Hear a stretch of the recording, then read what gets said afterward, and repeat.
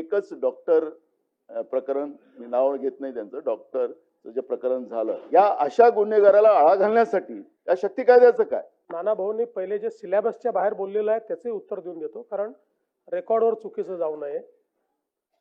निराधारचे कोणतेही पैसे रोखलेले नाहीत. उलट आता व्यवस्था अशी केली आहे, पूर्वी निराधारचे पैसे कलेक्टरकडे, तिथनं खाली, आता थेट खात्यात देतो.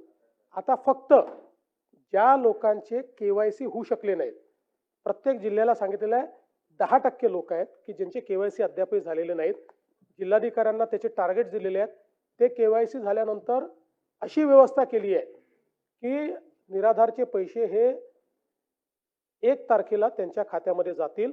आणि म्हणून हा सिलेबसचा बाहेरचा प्रश्न असला तरी उगीच लोकांना वाटेल की आम्ही कुठले तरी हे पैसे थांबवलेले आहेत. दुसरं, आपण शक्ती कायद्याच्या संदर्भात सांगितलं.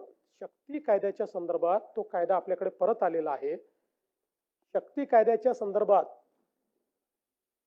आपण कुठलाही कायदा करत असताना संविधानाने राज्याला आणि केंद्राला काही अधिकार दिलेले आहेत आणि राज्याचे अधिकार हे केंद्रीय कायद्यांवर अधिक्षेप करू शकत नाहीत. काही प्रमाणात जिथे कॉन्करंट लिस्ट आहे तिथे ते अधिक्षेप झाले तर त्याला राष्ट्रपती मान्यता देऊ शकतात. त्या पद्धतीनं आपला जो कायदा आहे, हा कायदा हा संविधानाने आपल्याला दिलेल्या अधिकारांचा अधिक्षेप करणारा आहे आणि म्हणून त्यांनी आपल्याला परत केला. आणि आपलाच नाही तर ज्या कायद्याकडे बघून आपण हा कायदा तयार केला तोही कायदा मंजूर होऊ शकला नाही. आणि म्हणून आता त्याच्यावर आम्ही वर्किंग करतोय.